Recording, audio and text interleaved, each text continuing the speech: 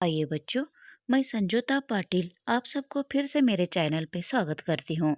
बच्चों, आज हम 8वीं कक्षा का पाठ्यपुस्तक वसंत भाग 3 इस पाठ्यपुस्तक में से हम पाठ 5 चिट्ठियों की अनोटी दुनिया इस पाठ को पढ़ने जा रहे हैं। तो बच्चों, इस पाठ को पढ़ने से पहले हम इस पाठ का लेखक जी के बारे में थोड़ा जानकारी लेते हैं। चलिए। लेखक अरविंद कुमार सिंह, जन्म 11 जुलाई 1962, स्थान जन्म स्थान बरवारीपुर, सुल्तानपुर, उत्तर प्रदेश। तो बच्चों, लेखक जी का जन्म कहाँ हुआ है? बरवारीपुर, सुल्तानपुर एक गांव है छोटा सा, उत्तर प्रदेश में है। तो उत्तर प्रदेश में उत्तर प्रदेश के अंतर्गत होने वाले एक छोटा सा गांव में लेखक जी का जन्म होता है। तो आगे हम लेखक जी का कृतियों के बारे में थोड़ा जानकारी लेते हैं। चलिए। लेखक परिचय। लेखक अरविंद कुमार सिंह, जन्म 11 जुलाई 1962 को बरवारीपुर, सुल्तानपुर, उत्तर प्रदेश में हुआ था। इनकी भाषा हिंदी है। तो बच्चों, लेखक जी का जन्म तो उत्तर प्रदेश के अंतर्गत होने वाले एक छोटा सा गांव में हुआ था। तो इनकी भाषा कौन सी है? इनकी भाषा है हिंदी। इन्होंने भावपूर्ण शब्दों का प्रयोग किया है। भावपूर्ण शब्दों का अपने साहित्य के अंतर्गत अपने लेख में इन्होंने कौन सा भाषा का इस्तेमाल किया है? ये तो सामान्य जनता को भी उस भाषा का क्या आसान रूप से अर्थ ग्रहण हो सके, ऐसा भाषा का यहाँ पर इस्तेमाल किया है। तो भावपूर्ण शब्दों का भी यहाँ पर इस्तेमाल किया है। जो भी कुछ पाठक इस पाठ को पढ़ते जाते हैं तो उनके सामने एक चित्र सा, एक महसूस वहाँ पर होता है, एक चित्र उनके सामने ही आता है। ऐसे ही भावनाओं को वहाँ पर व्यक्त करते हैं। ऐसे शब्दों का यहाँ पर इस्तेमाल किया है, प्रयोग किया है। इन्होंने कई कहानी तथा उपन्यास लिखे। कहानी मतलब स्टोरी तथा उपन्यास मतलब नॉवेल्स लिखे हैं। इनकी प्रमुख कहानियां हैं बिरादारी का कटघरा, उसका सच, सती तथा उपन्यास है आगमन। इन्हें रमाकांत स्मृति पुरस्कार से सम्मानित किया गया। तो बच्चों, इन्हें कई प्रकार के पुरस्कार भी मिले हैं। तो उसमें से रमाकांत स्मृति पुरस्कार से इनका सम्मानित भी किया है। तो इन्होंने हिंदी साहित्य को एक देन के रूप में क्या क्या दिए हैं? कहानी लिखे हैं और क्या, उपन्यास भी लिखे हैं। ऐसे साहित्य के क्षेत्र में अपना प्रसिद्धि को ये लेखक पाए हैं। तो चलिए, तो पाठ के अंतर्गत हमें लेखक क्या क्या जानकारी देते हैं, पाठ का प्रवेश पहले करते हैं। पाठ प्रवेश। श्री अरविंद कुमार सिंह द्वारा लिखित चिट्ठियों की अनूठी दुनिया एक ऐसा लेख है जिसमें लेखक ने पत्रों के महत्व और उसकी उपयोगिता तथा उससे होने वाले लाभ का वर्णन बड़ी सरलता से किया है। इसमें लेखक कहते हैं कि पत्रों की दुनिया बड़ी अजीबो गरीबो है। पत्रों की अपनी ही दुनिया होती है। पत्र जैसा संतोष हम एसएमएस या फोन के द्वारा नहीं पा सकते हैं। तो बच्चों, लेखक जी ने इस पाठ के अंतर्गत हमें क्या जानकारी देने जा रहे हैं?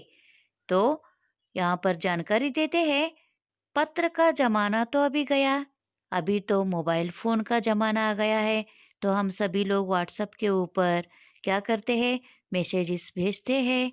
तो बच्चों, पुराने ज़माने में मोबाइल फ़ोन नहीं थे, तो तब के ज़माने में सभी लोग क्या करते थे? पत्र के ज़रिए वे अपने मैसेजेस या संदेश को दूसरे जगह पर भेजते थे। तो अभी जो पत्र में जो खुशी होती थी, अभी वो क्या कहाँ पर नहीं है? फ़ोन, एसएमएस या व्हाट्सएप के ये संदेश जो होते हैं ना, उसमें हमें खुशी नहीं मिलती है। क्योंकि पुराने ज़माने में हमें पत्रों में ही बहुत खुशी मिलती थी। इसलिए लेखक जी का कहना भी यही है। लेखक जी कहते हैं यहाँ पर कि क्या, लिखित चिट्ठियों की अनूठी दुनिया एक ऐसा लेख है। यहाँ पर कौन सा? यानी चिट्ठियों की अनोटी दुनिया। अनोटी मतलब एक विभिन्न प्रकार की दुनिया, एक अलग दुनिया। वो तो अलग ही था। आज का ज़माना अलग है और पुराना ज़माना तो अलग ही था। तब तो हम सभी लोग चिट्ठियों का इंतज़ार करते रहते थे और चिट्ठियों को पाकर बहुत खुश हो जाते थे और पुराने यादों को लेकर क्या करते थे, कुछ तो खुशी अपने मन में महसूस कर लेते थे। और वो जो पत्र जो था, पत्रों को हम सहेज कर रखते थे, अपने पास ही रखते थे। आजकल को एसएमएस हम क्या भेजते हैं, लेकिन हम उसमें खुशी नहीं पाते हैं, क्योंकि कभी-कभी हम क्या करते हैं कि एसएमएस को डिलीट करते हैं और पत्रों को वैसे नहीं, पत्रों को हम सहेज कर रखते थे। जब चाहे तब हम फिर से खोलकर पढ़ते थे, फिर से उसके यादों को क्या करते थे, तरोताज़ा कर लेते थे। लेकिन अभी वो पत्रों का ज़माना गया। तो यहाँ पर लेखक जी क्या कहते हैं हमें, तो जिसमें लेखक ने पत्रों के महत्व और उसकी उपयोगिता, तो पुराने ज़माने में पत्र जो भेजते थे ना, उस पत्र का महत्व क्या है और उसका उपयोग क्या है, करके हमें लेखक जी क्या कर रहे हैं, इस पाठ के अंतर्गत हमें जानकारी दे रहे हैं। पत्रों का तो बहुत कुछ उपयोगिता हमें हमारे लिए है, क्योंकि जो पुराने समय का रीति-रिवाज और रहन-सहन, वो सब जानकारियाँ आज हमें लेना है, तो हम पुराने ज़माने का जो पत्र जो रहता है, उस पत्र को पढ़ने के बाद हमें पता चलता है कि पुराने ज़माने में लोग कैसे रहते थे, उनका खान-पान कैसा था, रीति-रिवाज कैसा था, इन सभी जानकारियाँ हम ले सकते थे। लेकिन आज तो वो पत्र क्या नहीं है, पत्रों का ज़माना आज नहीं है। तो बड़ी सरलता से किया है, इसमें लेखक कहते हैं कि पत्रों की दुनिया बड़ी अजीबो-गरीबो है। पत्रों की अपनी ही दुनिया होती है। पत्र जैसा संतोष हम एसएमएस या फ़ोन के द्वारा नहीं पा सकते हैं।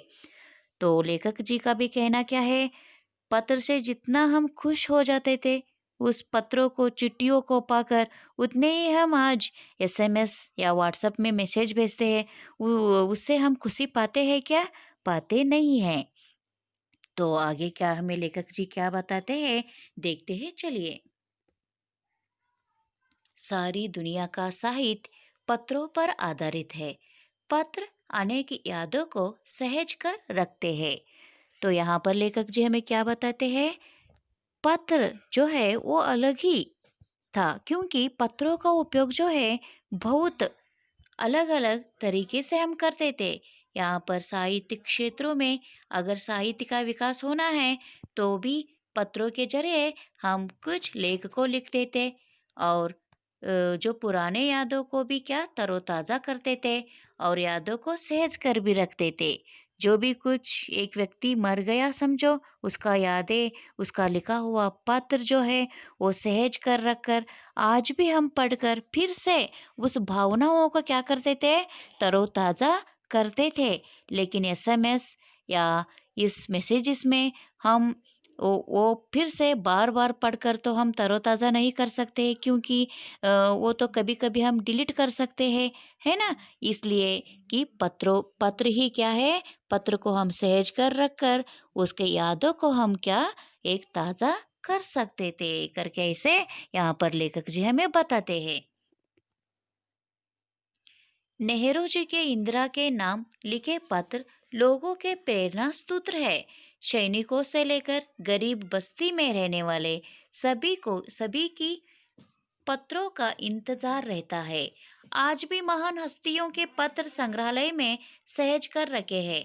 अंत में वे कहते हैं, आधुनिक संचार माध्यम के होने के बावजूद भी पत्रों की अपनी एक महत्वपूर्ण भूमिका है। तो बच्चों, यहाँ पर लेखक जी हमें बताते हैं कि नेहरू जी हमारे भारत के प्रथम प्रधानमंत्री रहे हैं और इंदिरा जी उनकी बेटी थी और बहुत ही वो भी क्या है, एक प्रसिद्ध महिला प्रधानमंत्री रही है। जब नेहरू जी स्वतंत्रता संग्राम के दौरान जेल में गए, तो अपने बेटी की नाम कुछ पत्र लिखे थे नेहरू जी ने। यहाँ पर उन्हीं पत्रों की बात हो रही है और एक पुस्तक के रूप में हमें उन पत्रों को क्या आज हम जानते भी है और आज की पीढ़ी के लिए वे पत्र प्रेरणा स्रोत भी है। अब तो वो जमाना नहीं है, लेकिन एक जमाना था जब सब लोग पत्रों का